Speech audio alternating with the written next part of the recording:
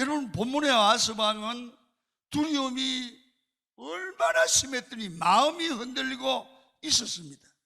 그러니까 하나님을 믿는 사람들은 마음이 흔들리는 어려움이 오면 그냥 이러잖아요. 아유, 주님 어떻게 하면 줘요? 주여 주여 도와주세요. 기도 안 해도 그러지 않습니까? 그러죠? 하나님 앞에 막 기도하는 거잖아요. 근데 하나님의 사람 아하스 왕은 두려움에 떨면서 기도했을 거예요. 그런데 하나님의 사람이 이런 어려움을 당할 때 하나님은 방관하지 아니하고 여기에 개입하시는 줄로 믿습니다. 그래서 하나님께서 아하스 왕의 문제, 그 나라의 문제를 해결하기 위해서 하나님의 종 이사야를 보낸 겁니다. 여러분, 우리가 세상을 살아보면 가정에서 이런 문제가 있으시고요, 그리고 삶의 사업에 문제가 있으면 갑갑하잖아요. 마음이 흔들리잖아요. 이럴까 저럴까 방황하잖아요. 당황한단 말이에요. 그때 하나님은 애면하는 게 아니고 하나님은 어떤 방법으로도 개입하시는데, 오늘 본문에 보니까 이사야 선지를 통해서 아하스 왕에게 위로를 주고 있어요. 여러분들도 아마 생활을 통해서 어려움을 당할 때 보면 거의 많은 경우 이런 경우예요. 정말 한 주간 동안 어려움을 이렇게 당하고 계시다가 주일날 교회 오면 예배 드리는 중에 말씀 중에 맞아 하고 무릎을 딱 치고 할렐루야, 그런 답이 나올 줄로 믿습니다. 아하스와 유다 왕 아하스가 어려움을 당할 때 하나님이 개입하고 선지자 이사야를 보내서 문제의 답을 주는 거예요. 첫째, 두려운 마음을 안정하기 위해서 첫째, 아하스에게 이사야의 아들 스알 야숲을 데리고 가라. 아하스에게. 무슨 얘기입니까? 스알 야숲의 이름에는 이런 뜻이에요. 남은 자는, 끝까지 믿음을 지키고 믿음에 남아있는 자는 돌아온다. 다시 말하면 이사야 아들 이 말이 잘하는데 스알 야술이라고 하는 이 아들의 이름에는 메시지가, 뜻이 있는데 이런 말이에요. 끝까지 믿음을 지키고 끝까지 하나님을 붙든 사람은 결국에는 살아남고 끝에 가면 승리한다. 그 메시지를 아하스 왕에게 준 거예요. 그 말 들으니까 마음이 편안히 오겠죠. 사람이요, 어려움을 당할 때 하나님의 말씀에 이런 응답을 받으면 그 마음이 편안해 오기 시작하잖아요. 두 번째는 뭐냐 하면 아하스 왕에게 임마누엘의 약속을 주시는 거예요. 자, 성경 7장 14절을 한번 읽겠습니다. 시작. 보라, 처녀가 잉태하여 아들을 낳을 것이요 그의 이름을 임마누엘이라 하리라. 임마누엘이라, 메시아 탄생을 통해서 하나님이 우리와 함께 한다고 하는 임마누엘의 축복을 말씀하시면서 아하스 왕에게 징조를 보여 내가 너와 함께 한다는 거예요. 여러분 잘 봐요. 인생을 살아가면서 어떤 경우를 만나도 하나님이 함께하는 백성이 끝에 가면 승리할 줄로 믿습니다. 자, 끝까지 믿음을 지키면 된다. 내가 너와 함께한다. 세 번째 약속입니다. 자, 18절 봅니다. 시작. 그날에는 여호와께서 애굽 하수에서 먼 곳의 파리와 아수르 땅에 벌을 부르시리니 다 와서 거친 골짜기와 바위 틈과 가시나무 울타리와 모든 초장에 앉으리라. 예, 잘 보세요. 이 사람이라는 게, 예수 믿는 사람도 어려움을 당하면 사람 방법을 동원해요. 이 아하스 왕이 어려움을 당하고 북쪽 이스라엘과 아람이 동맹국을 맺어서 쳐로 들어온다니까 기도하거나 하나님을 매달리기 전에 뭐 하느냐면 아수르하고 동맹을 해가지고 대처를 하려고 한단 말이에요. 그러니까 하나님께서 세 번째는 경고의 말씀을 보내는 거예요. 네가 하나님을 의지하지 않고 아수르를 의지하면 망해, 이 사람아. 요새 말로 말하면 너희가 기도하고 어려울 때일수록 하나님을 붙들고 믿음을 지켜야지 사람 방법 동원해서 되는 게 아니야. 이럴 때일수록 어려움 위기를 만날 때일수록 하나님의 백성은 기도하면 하나님께 부르짖으면 하나님을 믿으면 하나님을 붙들면 길이 열릴 줄 믿습니다. 이게 신앙이에요, 여러분. 그래서 아수르가 오늘 18절은 그 말이에요. 아수르가 와서 너희들을 도와주기는커녕 눌러앉고 나라를 오히려 점령한다는 거예요. 그런데 네가 아수르를 의지할 것이냐? 믿음을 붙들어야지. 하나님을 붙들어야지. 믿음을 저버리면 너는 무너진다는 거예요. 성도 여러분, 인생을 살아가면서 우리 삶은 우리가 미래를 예측한다고 그러죠. 그래도 점도 보고 그러잖아요. 그런데요, 성경적 배경은 미래는 우리가 내일은 예측하는 게 아니에요. 미래는 결정하는 거예요. 오늘 이 아하스 왕이 어떻게 해야 되느냐 하면 아하스 왕이 아수르를 도움을 청하면 결국은 하나님이 미래에 아수르를 청한 것, 인간적인 방법을 동원한 것 때문에 미래는 하나님이 멸망시키는 거야. 그러니까 지금 우리가 어떻게 행동하느냐가 미래를 결정한다는 거지. 그래서 내가 지금 믿음을 붙들고 어려움 당해도 믿음으로 생각하고 하나님을 붙들면 반드시 승리한다. 지금 믿음으로 붙들면 지금 생각이 미래를 결정한다. 지금 내가 믿음을 저버리고 내가 하나님을 붙들지 아니하면 결국은 된 것 같은데 무너진다는 거죠. 자, 그러면 어려울 때 우리는 지금 어떤 행동을 취하느냐가 중요해요.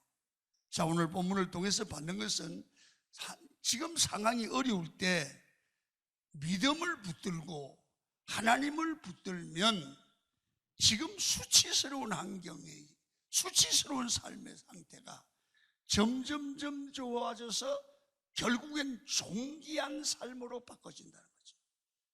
믿음을 붙드는 사람은 수치스러운 삶이었어도 결국은 존귀하게 된다는 거예요.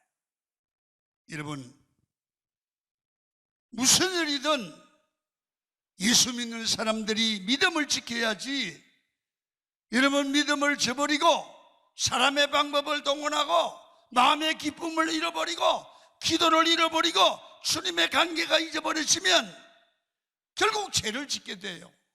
그러게 되어서 결국은 이상하게 자꾸 부끄럽고 마음의 양심에 갇히게 되는 일들을 만나게 돼요.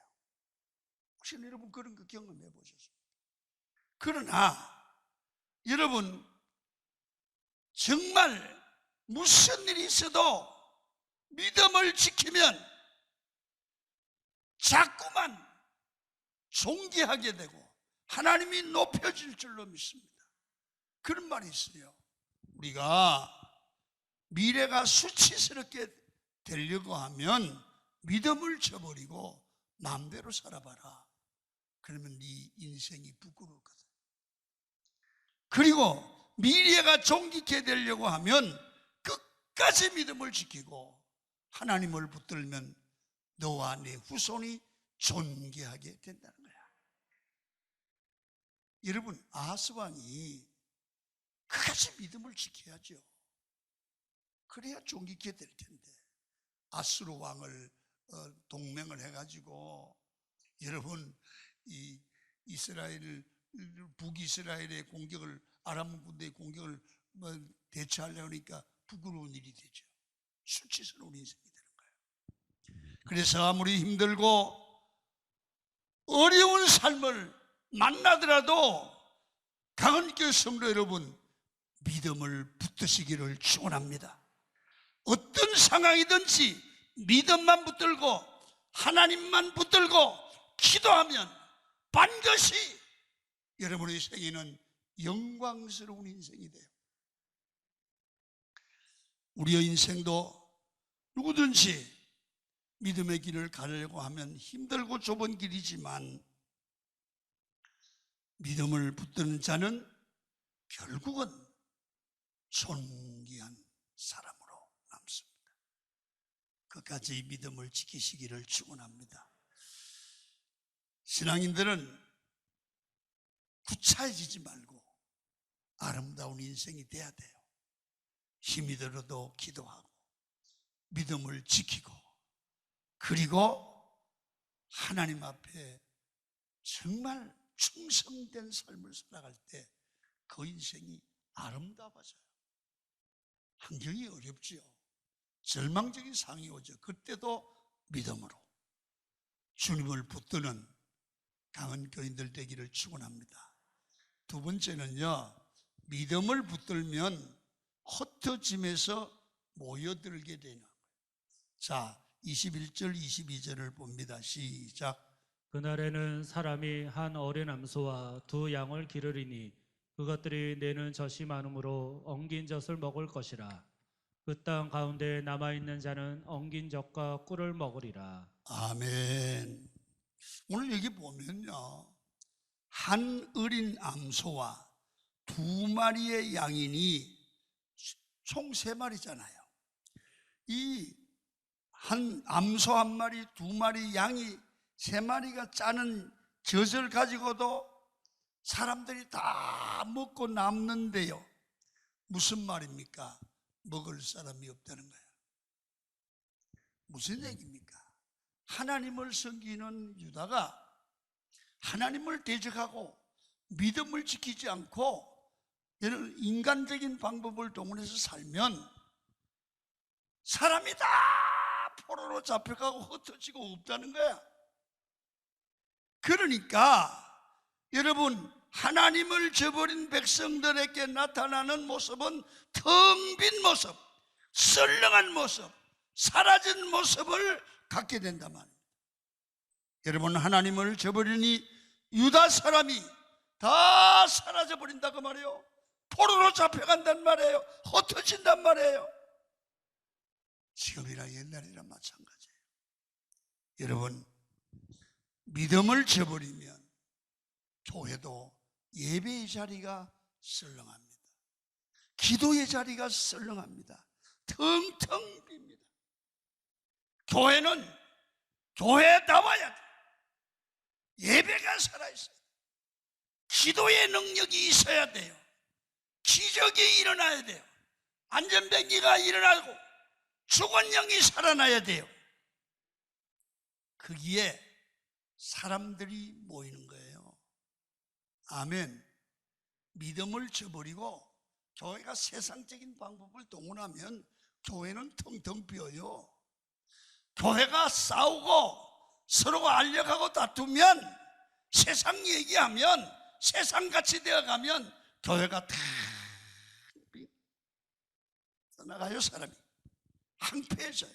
가정도, 믿음의 가정은 하나님의 말씀으로 살아야 가정이 부흥되고 살되고 흥왕케 될 줄로 믿습니다.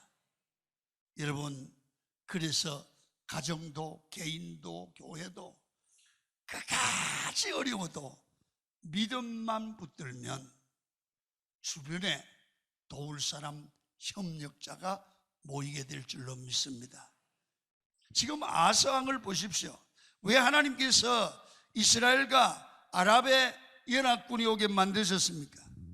아스 왕을 자기 힘으로 권력으로 못 살고 빈손이 되어서 절대적으로 하나님을 믿어야지 다른 방법이 없다. 하나님만의 길이다. 이걸 만드는 게 하나님의 섭리라는 것을 본문을 통해서 알 수가 있어요.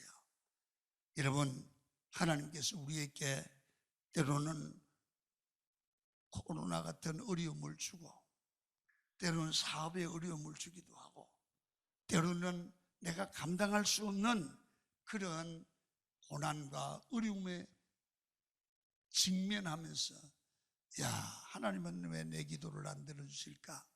그렇게 될 때가 있어요. 왜 그럴까요? 하나님이 버릴 걸까요? 하나님이 외면할 걸까요? 아니에요. 우리의 마음속에 교만한 마음을 내려놓고 빈손 만들어서 의지할 곳 없다고 생각하게 만들어서 하나님만 붙들고 살게 만들어 가신 거예요. 아멘. 여러분, 하나님께서 우리에게 메마름을 주실 때 어떻게 됩니까? 끝까지 주님께 나가서 간절히 기도하면 하나님이 그 사람을 잡아주는 거예요.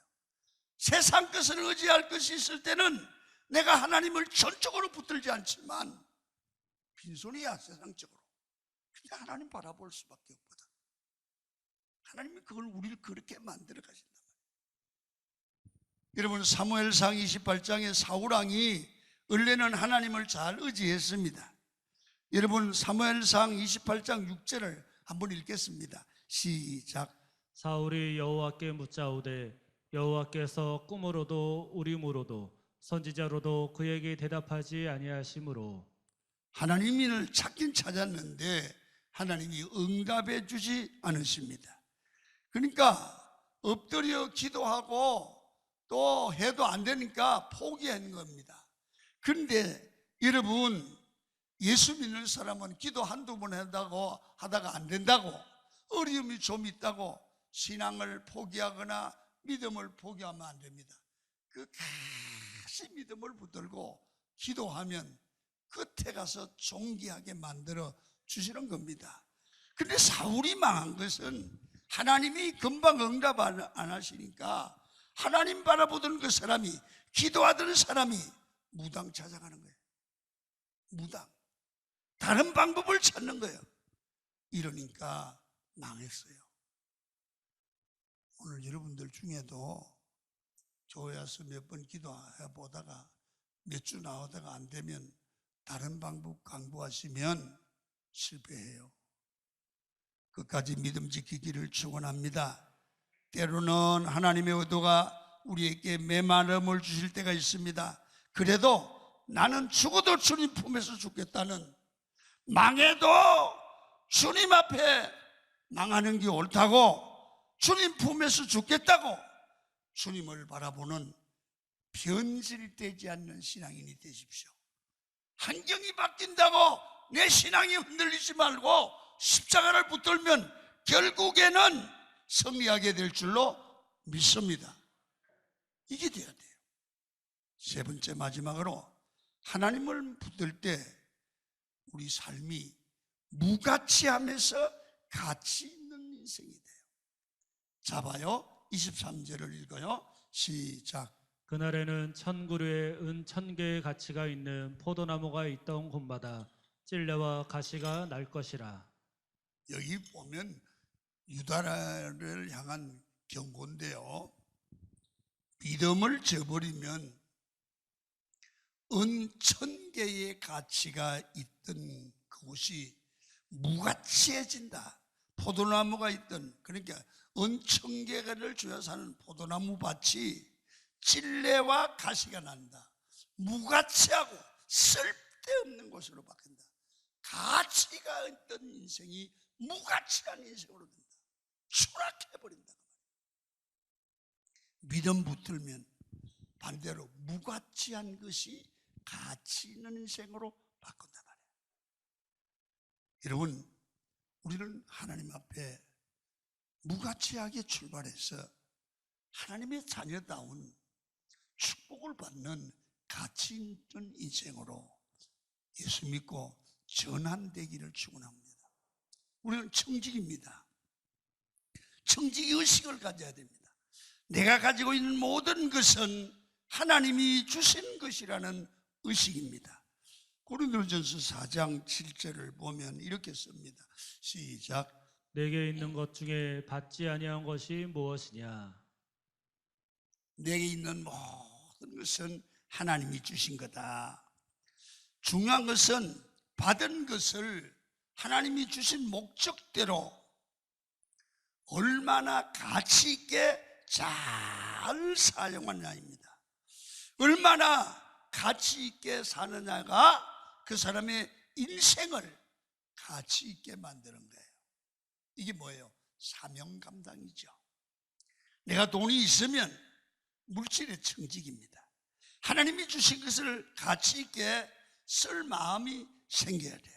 내게 은사를 주셨으면 그 은사를 가치 있게 쓸 줄 알아야 돼요.